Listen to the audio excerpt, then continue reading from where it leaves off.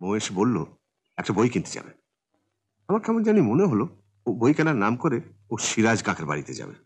আমি বললাম একা যেতে দেবো না, আমি তোমার সঙ্গে যাব।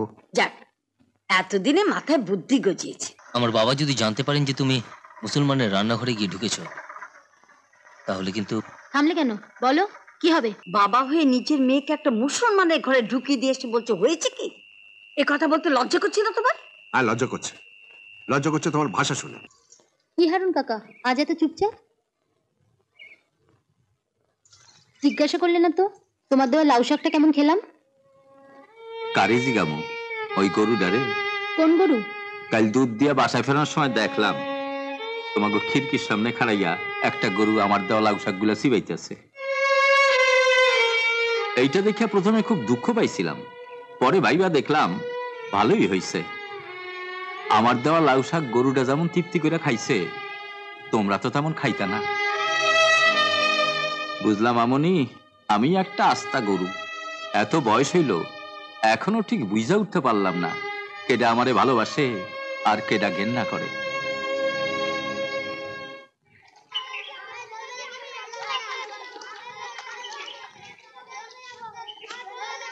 এদিকে কোথায় যাচ্ছিস বলতো?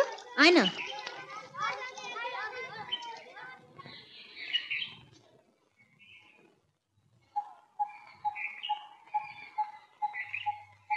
হারুন কাকা, ও হারুন কাকা, একটু শোনো। আরে কি ব্যাপার দিদিমণি, তুমি এইখানে? কি হইছে? মার হয়ে আমি তোমার কাছে ক্ষমা চাইতে এসেছি হারুন কাকা। এ কি কইতেছো দিদিমণি? আমার মতো একটা গরিব গোয়ালার কাছে তুমি ক্ষমা চাইবা কেন? গরিব বড় লোক এসব আমি মানি না হারুন কাকা, সব মানুষই মানুষ। মা তোমার মতন মানুষের ভালোবাসার দাম দিল না, এটাই আমার দুঃখ। চলি। একটু খাড়াইবা? গাছের থেকে পেয়ারা পেয়ারা রাখছি, দুইটা লই আসি, খাইবা তো? কেন খাবো না, নিয়ে এসো। আমি কিন্তু আগেই বলে দিচ্ছি, ওই মুসলমানের দেওয়া পেয়ারা আমি খাবো না। ভালোই হলো, আমি দুটো খাবো।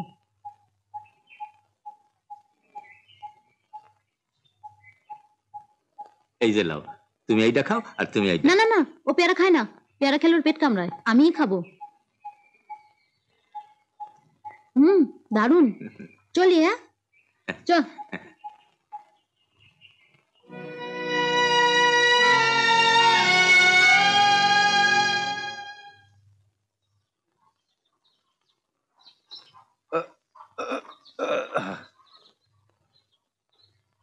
এই জর্গায় উঠছেন কেন?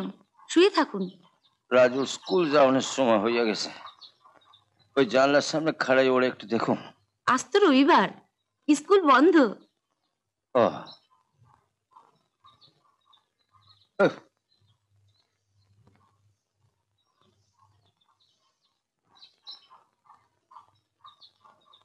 তুমি আবার ওই বাসায় গিয়া আমার অসুখের কথা ওই মায়াটারে কিছু কইও না। সিরাজ কাকার জ্বর হয়েছে? জ্বর বলে জ্বর, বিছানা থেকে একদম উঠতেই পারছে না। ইস, তুমি একটু বালি টালি করে দিয়ে আসতে পারলে না?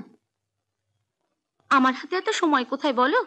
তোমাদের বাড়ি কাজ সেরেই আবার ছুটতে হবে হারান মণ্ডলের বাড়ি। আজ রবিবার, স্কুল ছুটি, মা তো বাড়ি থেকে বেরোতেই দেবে না। দেখো তুমি কি করবে।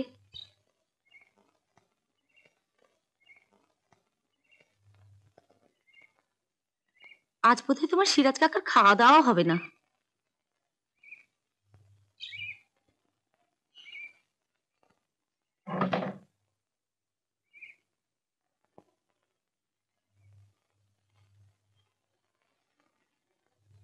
বাবা, বল। কাগজটা একটু সরাও না। বল। লতা দিয়ে সে খবর দিল সিরাজ কাকার খুব জ্বর, বিছানা থেকে উঠতেই পারছে না। আমায় কি করতে হবে বলো? আমার তো একটু যাওয়া দরকার, একটু কিছু না খাইয়ে দিয়ে এলে সারাটা দিন তো না খেয়ে থাকবে। সবই তো বুঝলাম, কিন্তু যাবি কি করে? তোর মা তো তোকে বেরোতেই দেবে না। আমি একা কেন বেরোবো, তোমার সঙ্গে বেরোবো। আমার সঙ্গে? তুমি মাকে বলবে আমার একটা বই কিনে দিতে যাচ্ছ। কেনই বললাম, কিন্তু তুই তো তোর সিরাজ কাকার বাড়ি যাবি, আমি এতক্ষণ কি করব? তুমিও আমার সঙ্গে সিরাজ কাকার বাড়িতে যাবে?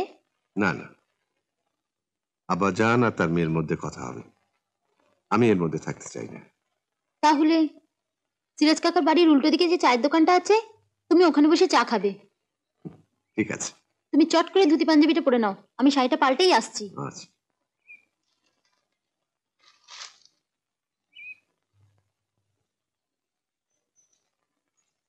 কি গো, তুমি কোথাও বেরোচ্ছ নাকি?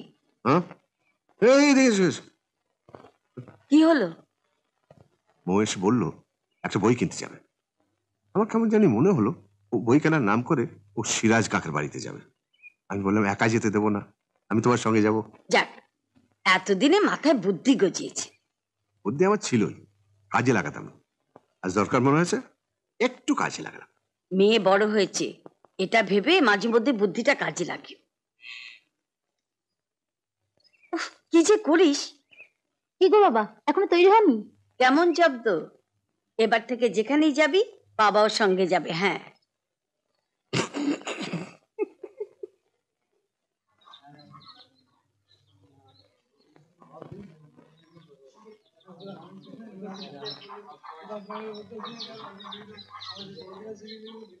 এখানে দাঁড়ালে? হ্যাঁ, তো সিরাজ কাকার ঘরে সাবু বাড়লি আছে কিনা কে জানে, একটু সাবু বাড়লি নিয়ে যাই। 100 সাবু দাও তো।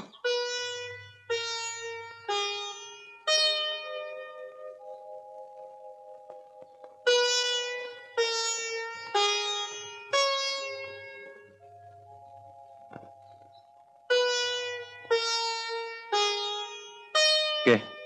তোমার আমি না।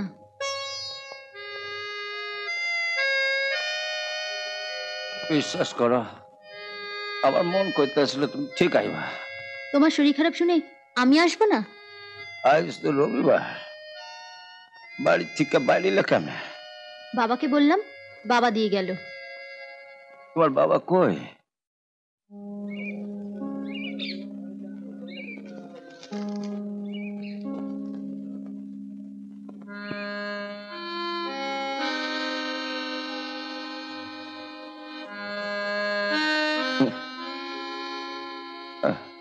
নাও, আস্তে আস্তে খাও। কি দেখছো? দেখলাম আমি কার কোলে শুইয়া রয়েছে। আমার মাইয়া আমিনার কোলে না আমার আম্মার কোলে? নাও খাও।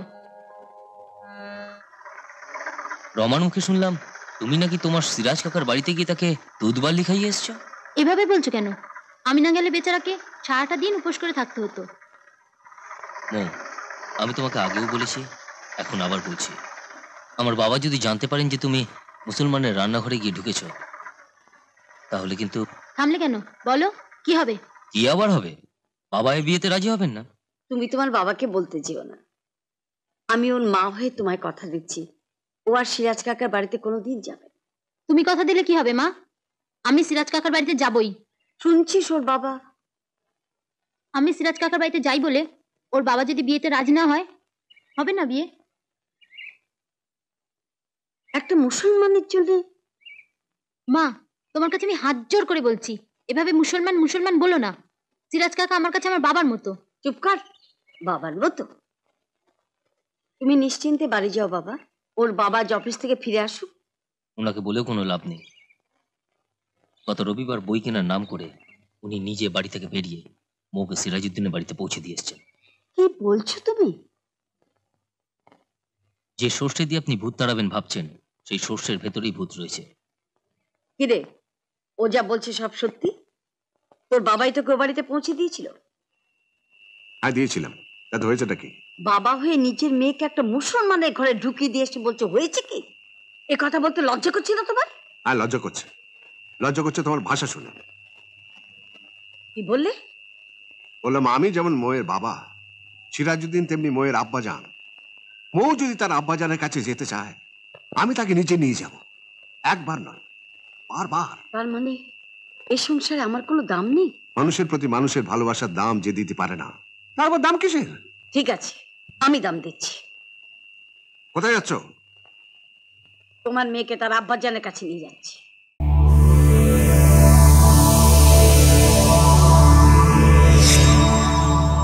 এমন আরো অনেক ভিডিও দেখতে এই চ্যানেলটি সাবস্ক্রাইব করে নিন এবং পাশের বেল আইকনটি প্রেস করে দিন।